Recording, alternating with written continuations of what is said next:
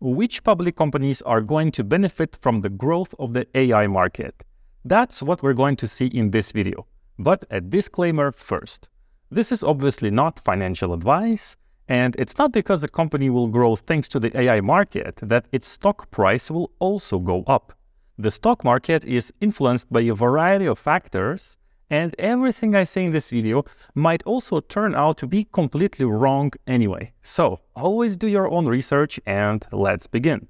First of all, the overall AI market is projected to reach $1.6 trillion in 2030, up from $120 billion in 2022, which represents a 38% annual growth rate. We can separate it into three big categories: hardware, cloud, and end-user/business software. So in this video, we're going to see the main players in these categories, then we'll talk about some wildcards, and finally mention some AI ETFs as well. Hardware is probably the market which will benefit the most from the growth of AI, simply because you just can't do without it. AI solutions need to run on processing units. So in terms of hardware, obviously the name that immediately comes to mind is NVIDIA. I covered it extensively in my previous video, which goes into detail and which you should definitely watch. But basically, NVIDIA provides the best GPUs that are needed to run AI solutions today. Next in line are NVIDIA's competitors, specifically Intel and AMD.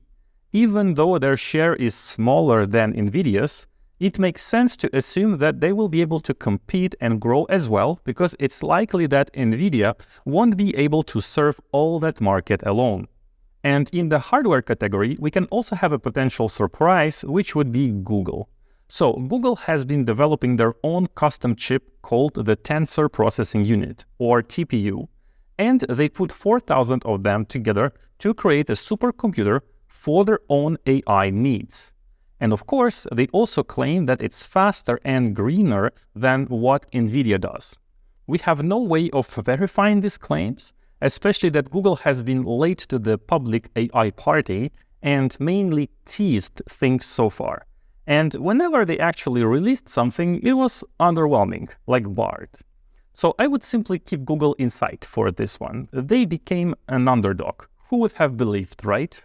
Now let's look at the layer below NVIDIA and other chips at their suppliers. Here we have the famous TSMC, which creates semiconductors that are used in NVIDIA chips, and they are the absolute best in the world for that. So naturally, demand for them will grow.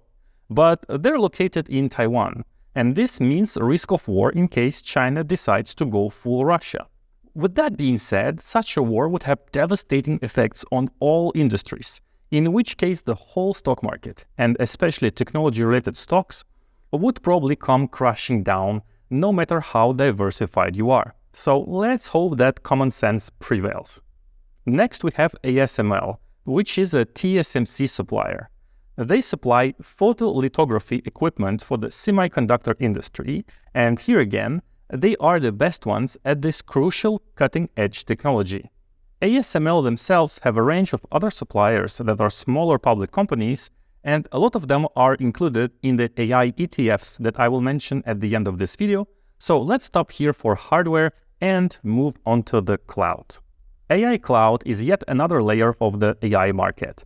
Hardware, such as GPUs, are assembled into servers that can then be offered on a subscription basis to anyone. And so any other company that wants to create their own AI solutions can use them without the need to invest in expensive local hardware. Here we have traditional cloud players such as Amazon, Microsoft, NVIDIA, but also Google and IBM. So let's take a look at a few of them. The thing is that they pretty much compete against each other, but it's also very likely that they will all grow together with the AI market. I already explained that NVIDIA launched its own AI cloud and custom ready-made models in my previous video. Now, Amazon announced Bedrock, which will be built on some of their models and also open source ones. That's something that we will come back to. And of course, Microsoft also launched Azure AI. It's important to note that NVIDIA will both provide an AI cloud service of its own, but also supply most of the hardware for the AI cloud services of Microsoft, Amazon, and other companies as well. So NVIDIA is like a jack of all trades. Amazon, on the other hand, is a disappointment because so far, this cloud play is literally the only answer they came up with in this AI race, which is not really an answer. But supposedly, they're coming up with their own large language model that they will integrate into Alexa. And now we're talking. A lot of households have Alexa. This brings me to the end user and business software for artificial intelligence. So, in terms of end user software, of course, the best of the best is ChatGPT. No other model arrived at its performance just yet. And ChatGPT belongs to OpenAI, which is a private company. The only company that should benefit directly from the rise of ChatGPT is Microsoft, because they have an exclusive deal with OpenAI. They can use OpenAI technology in their own products, and it's what they're trying to accomplish with Bing GPT and Microsoft Copilot. By the way, I also have a video explaining what Copilot is and how it will revolutionize office work, so definitely do check it out. Microsoft is also working on Jarvis, yet another personal AI assistant, which connects to multiple AI models, and that will be open source.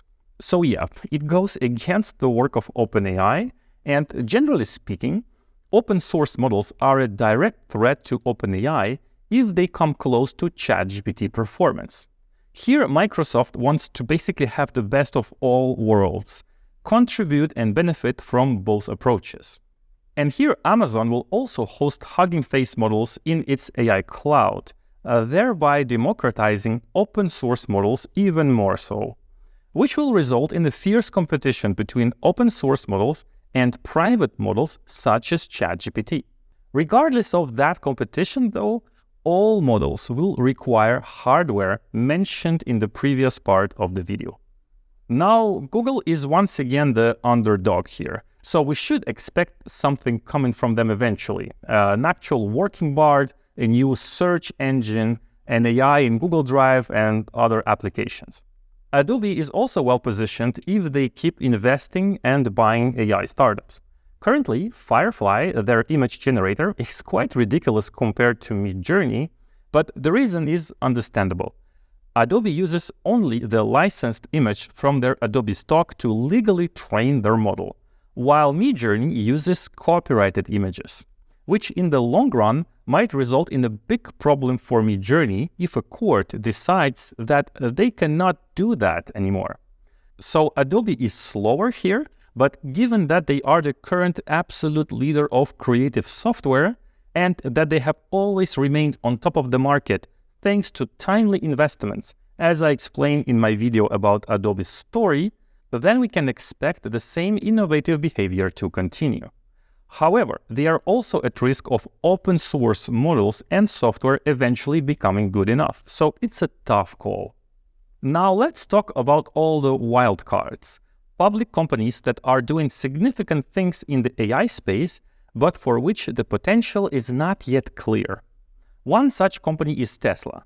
Today, Tesla has one of the best, if not the best, self-driving software.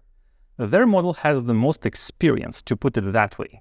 There is a lot of debate whether full autonomous driving is achievable at all or not, but supposing that it is, then Tesla is well positioned to reap the benefits.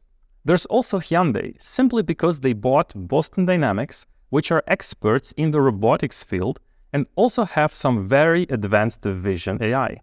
That robotics market itself is a wild card. Maybe we will see robots like this everywhere soon, or maybe we won't because their cost will remain high. Of course, Tesla and Hyundai are not the only car companies developing AI solutions. Pretty much all big brands do it. And NVIDIA also provides a self-driving solution that will be integrated into Mercedes. So it's generally a space to keep an eye on. Facebook, Meta is another wild card.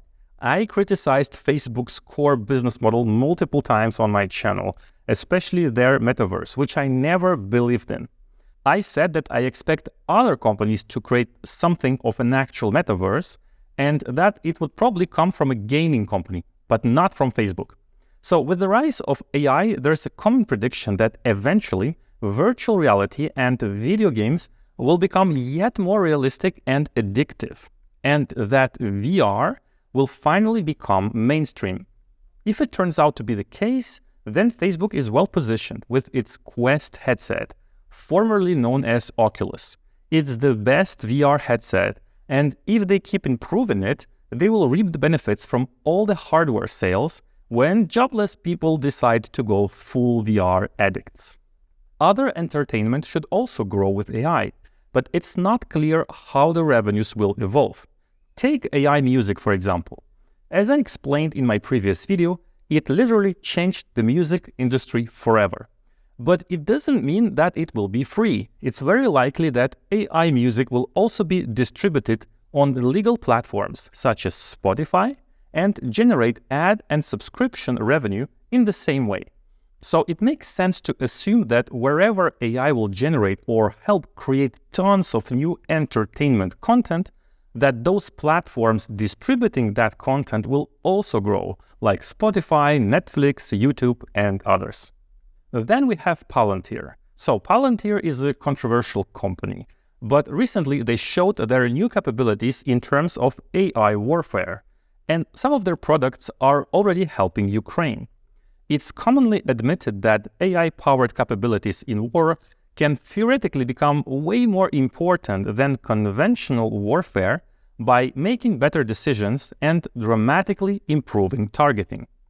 And since most of the world recently woke up and realized that some countries can turn full fascist and start land conquest wars like in the previous century, Palantir products will probably be in high demand if they indeed live up to the hype.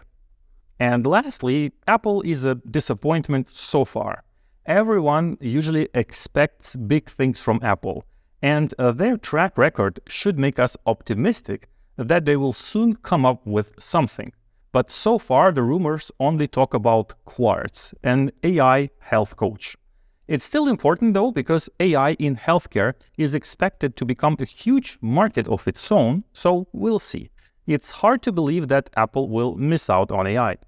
Finally, let's finish this video with some ETFs. Once again, I don't recommend anything here, and AI can also generate a lot of hype and bubbles. But what's interesting about ETFs is that they can show you many smaller public companies in the AI space that I didn't mention in this video. Take, for example, IRBO, iShares Robotics and Artificial Intelligence ETF.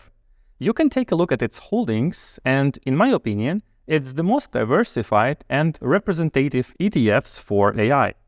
It combines tech stocks, most of which have some exposure to AI and should theoretically benefit from the growth of AI market. But if you want purely AI ETFs, you can take a look at Bots and Robo. These are niche and specialized companies in robotics and AI. But please always make your own research. Nobody knows how this will go and the overall impact of AI on the market and even the society. We're in very uncertain times here and completely uncharted territory. If you enjoyed this video, a like is highly appreciated. See you soon.